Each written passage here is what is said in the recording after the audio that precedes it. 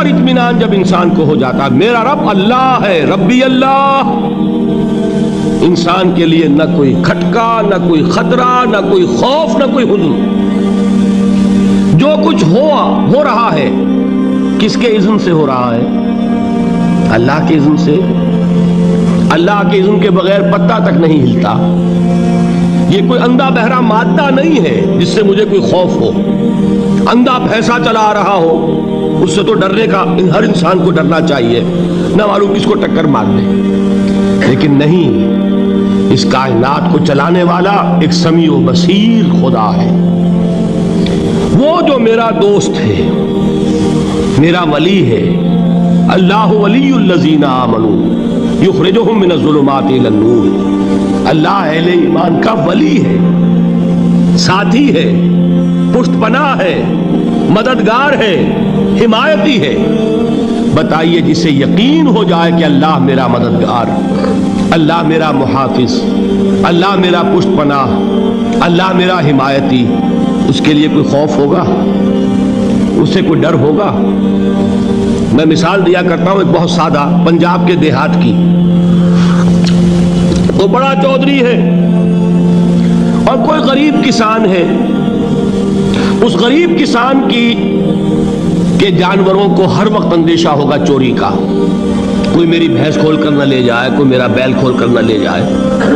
لیکن جس کے بارے میں یہ سب کو معلوم ہو کہ وہ جو بڑا چودھری ہے وہ اس کا دوست ہے، اس کی بچیا کو کوئی خوف ہوگا؟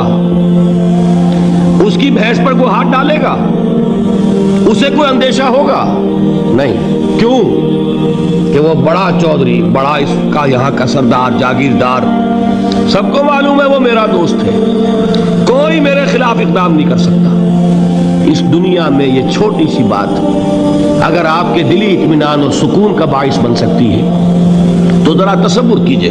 میں لفظ تصور استعمال کروں گا صرف اس لیے کہ اس کا ہم جس کو کہتے ہیں ادراک اور شعور کر نہیں سکتے، اگر کے ساتھ کر سکتے۔ اگر یقین ہو کہ اللہ میرا مددگار اور یقین ہو کہ اللہ ہر آن میرے ساتھ ہے، پھر کوئی خوف، کس کا خوف؟ کوئی شے اللہ سے بالا تر ہے؟ کوئی قوت اس سے زیادہ طاقتور ہے؟ کوئی اس کے ارادے کو بدلنے والا ہے؟ کوئی اس کی مشیت کے آڑے آنے والا ہے؟ یہی بات ہے جو حضور نے فرمائی۔ یہ ایمان کا حاصل ہے لب لباب، کہ دیکھو اچھی طرح اس بات کو ذہن نشین کر لو، اگر تمام انسان مل کر تمہیں کوئی نقصان پہنچانا چاہے نہیں پہنچا سکتے، مگر جو کچھ اللہ نے لکھ دیا ہو، اور تمام انسان مل کر تمہیں کوئی نفع پہنچانا چاہے نہیں پہنچا سکتے، مگر وہ شے جو اللہ نے طے کر دی۔ آپ پھر میں کہوں گا ذرا طاری کیجئے، اسے فرض کیجئے، اسے سوچئے۔ اگر اس حدیث پر ہمارا دل ٹھکا ہوا ہو تو کسی سے ڈر ہوگا؟ یہ مجھے نقصان نہ پہنچا دے، یہ میری رپورٹ خراب نہ کر دے، یہ میری انکریمنٹ نہ رکوا دے، یہ میرا یہ نہ بگاڑ دے، یہ میرے یہ نقصان نہ پہنچا دے۔ اس کا ڈر، اس کا ڈر، اس کا خوف، اس کی خوشامد، اس کے لیے جا کر طرح طرح سے اپنی عزت نفس کو ذلیل کروانا اس کے سامنے، یہ سب کچھ کیوں کرتا ہے انسان؟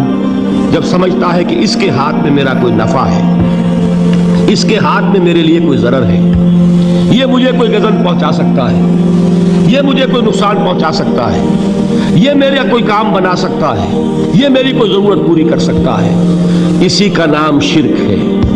جہاں آپ نے یہ سمجھا کہ غیر اللہ کے اندر کوئی طاقت موجود ہے، وہی شرک ہے۔ بتوں سے تجھ کو امیدیں، خدا سے نومیدی، مجھے بتا تو صحیح اور کافری کیا ہے؟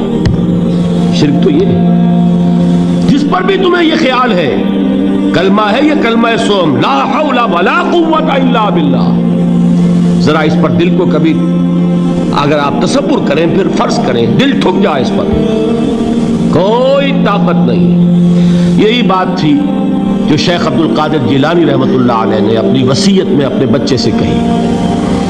11ویں دینے والے ہیں، لیکن حضرت شیخ عبد القادر جیلانی کی وصیت اور تعلیمات کو کتنے لوگ ہیں تم جانتے ہو؟